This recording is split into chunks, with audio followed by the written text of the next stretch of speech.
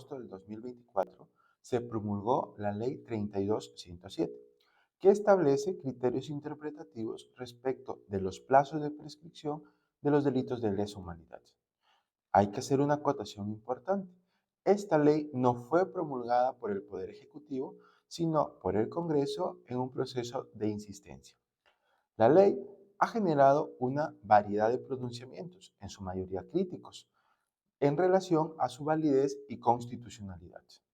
El Ministerio Público ha anunciado la postulación de una demanda de inconstitucionalidad, mientras que la Conferencia Episcopal Peruana ha emitido un extenso comunicado en el cual cuestiona las implicancias que puede tener este tipo de leyes.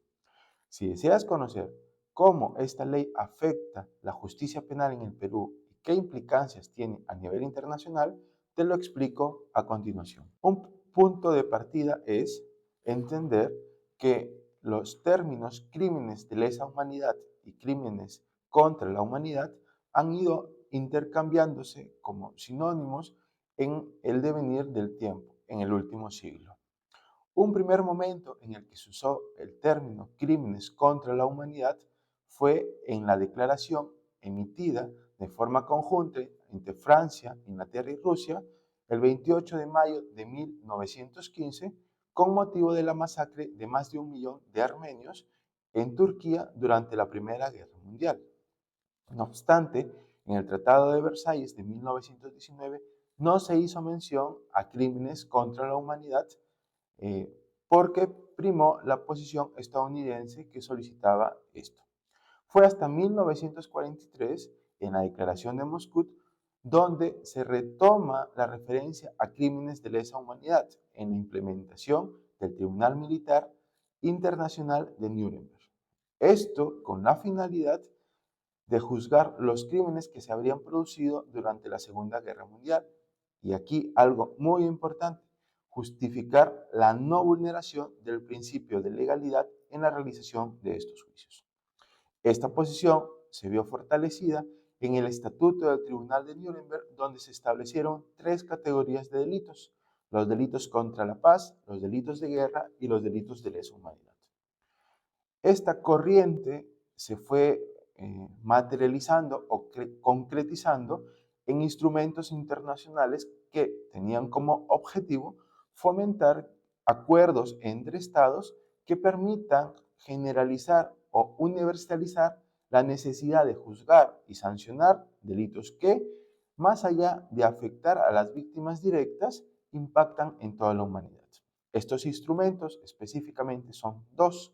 la Convención sobre la imprescriptibilidad de los crímenes de guerra y delitos de lesa humanidad y el Estatuto de Roma. La primera fue adoptada en noviembre de 1968. Para efectos de este video lo vamos a denominar la Convención. En la Convención se estableció de manera expresa que los crímenes de lesa humanidad son imprescriptibles, sin importar la fecha en la que hayan sido cometidos. Nuestro país se ha adherido a esta convención mediante resolución legislativa 27998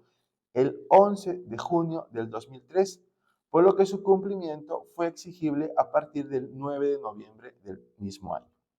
Aquí hay que hacer otra acotación, que lo que entró en vigencia es la obligación internacional que tiene el Estado peruano de someterse a los lineamientos de esta convención. Esto es muy importante que se tenga en cuenta.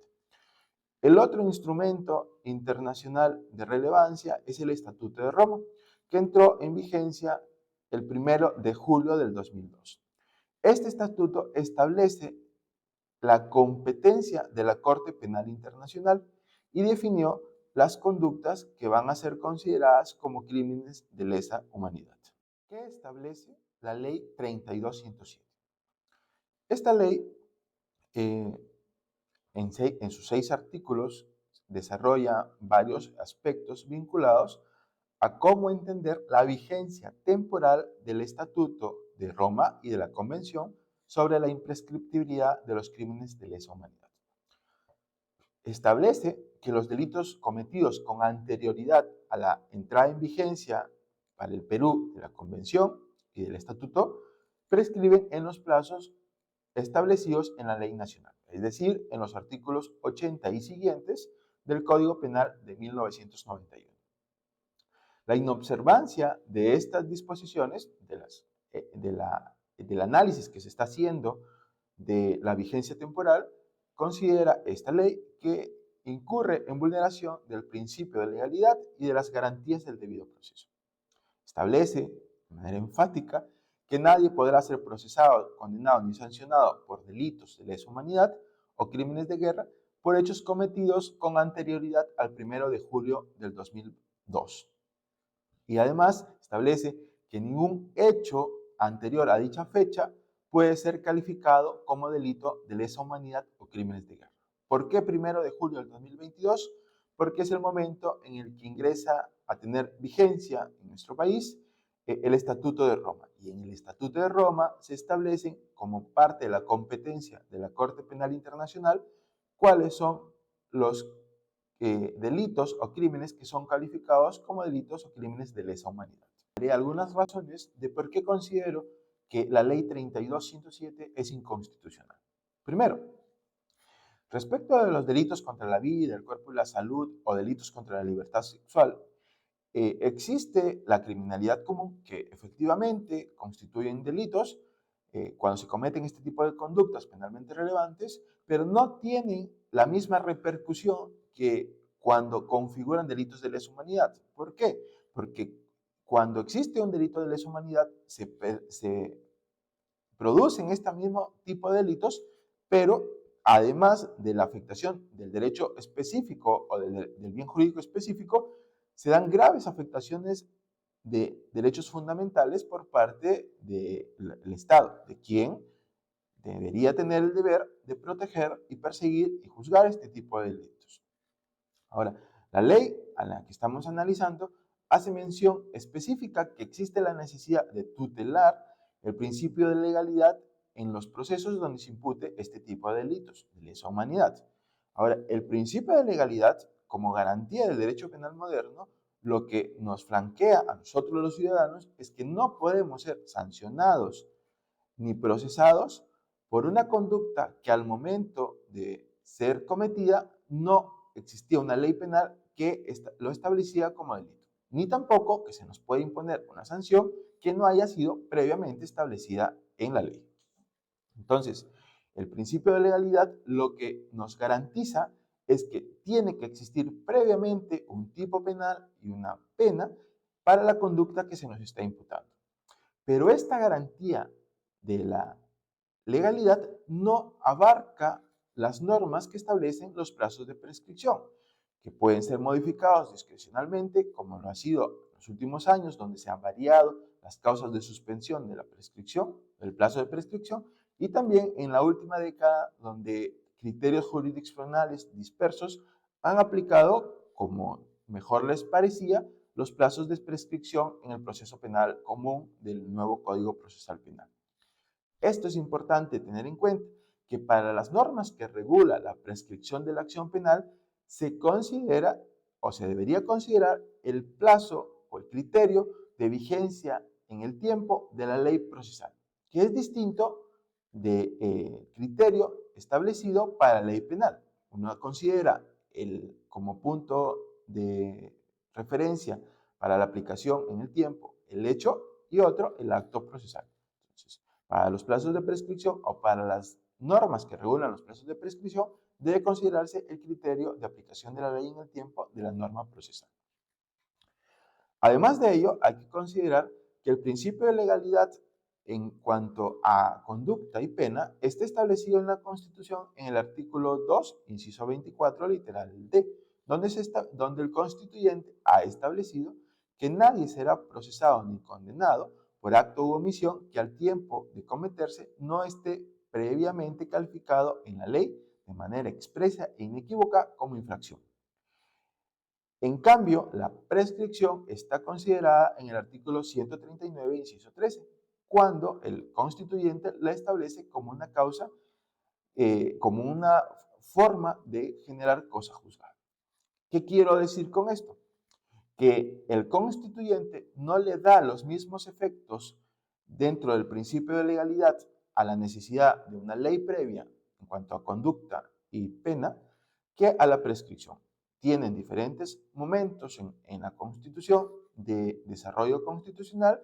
y esto lo que nos permite afirmar es que los efectos del principio de legalidad no abarcan a las normas que regulan la prescripción, sino solo a la necesidad de la determinación de un tipo penal anterior a la conducta y de una pena anterior a la conducta. Ahora, esta ley en análisis, la 32107, incurre en un grave error en cuanto a la necesidad de tipificación, porque hace referencia a delitos cometidos de lesa humanidad con anterioridad a la suscripción o a la vigencia de la Convención y del Estatuto. Pero en nuestro país, aparte de la tortura, discriminación, manipulación genética, genocidio y desapariciones forzadas, no existen otros delitos tipificados como de lesa humanidad. Y es más, a estos delitos que acabo de mencionar se les considera delitos contra la humanidad. Y la pregunta que nos puede surgir es si es que no hay tipificados delitos de lesa humanidad en el Perú, aparte de estos que he mencionado, ¿por qué existen procesos donde se imputan, y es más, han existido condenas, donde se han atribuido delitos de lesa humanidad? Y la respuesta es que tenemos que analizar en conjunto las normas o los instrumentos a los que el Perú voluntariamente se ha vinculado. En la convención y el estatuto no han dado origen a la denominación de delitos de lesa humanidad, eso hay que tenerlo claro, sino que esta clasificación de delitos viene con anterioridad, desde la Primera y Segunda Guerra Mundial, donde se han cometido actos atroces contra las personas que se vieron víctimas de diversos delitos y que esto generó en la comunidad internacional la necesidad de una competencia universal para juzgar este tipo de delitos, que va más allá de las jurisdicciones ordinarias de cada país, lo cual se fundamenta en que este tipo de crímenes no afecta solo a los directamente agraviados, sino a toda la colectividad, por su especial relevancia y el nivel de inhumanidad en este tipo de conductas. Los delitos contra la humanidad fueron inicialmente tipificados en el Estatuto del Tribunal de Nuremberg en agosto de 1945, el cual remite a la Convención de Imprescriptibilidad para generar este efecto en el juzgamiento de estos delitos. En ese sentido, los crímenes de lesa humanidad son los mismos tipos penales que podemos tener en el derecho común, que podemos imputar a la criminalidad común, como asesinato, lesiones, violaciones, torturas, que afectan los derechos o bienes jurídicos individuales, pero que tienen un plus de reproche porque constituye una mella de la dignidad humana al ser cometidos como consecuencia de ataques generalizados o sistemáticos contra una población civil y que se origina, y esto es muy importante, en una política promovida o consentida por el Estado. Estos elementos, un ataque generalizado contra una población civil y como consecuencia de una política consentida o promovida por el Estado, es lo que les da el plus de reproche y es lo que les convierte en delitos de lesa humanidad, que, como he indicado, exceden la competencia o la jurisdicción de los tribunales internos o de las leyes internas que regulan este delitos para incorporar los criterios que hemos voluntariamente asumido como país con la suscripción o con la adhesión de los instrumentos internacionales a los que he hecho mención. Ahora, desconocer la disposición normativa que exige la imprescriptibilidad de estos delitos es vaciar de contenido los instrumentos internacionales a los cuales nos hemos sometido. Ello entendiendo que estos delitos han sido tipificados como consecuencia de las atrocidades que se han cometido en las guerras mundiales y para evitar que en el futuro actos similares puedan quedar impunes. Otra razón para afirmar la inconstitucionalidad de esta ley es que si se aplica el criterio de que no es posible procesar o sancionar a los delitos cometidos de lesa humanidad con anterioridad al 1 de julio del 2022, entonces nos estaríamos convirtiendo en un paraíso criminal. ¿Por qué? Porque un requisito para la extradición en nuestro país es que en el país requerido, pues, si es que otro país, Francia, Alemania, Sudáfrica, Chile, solicita una extradición de una persona que esté en Perú, para poder, para poder gestionar y aprobar la extradición a nivel jurisdiccional, es necesario que el delito no esté prescrito. Entonces, ¿qué sucede si, por ejemplo, un ciudadano extranjero que ha cometido un delito de lesa humanidad viene a Perú?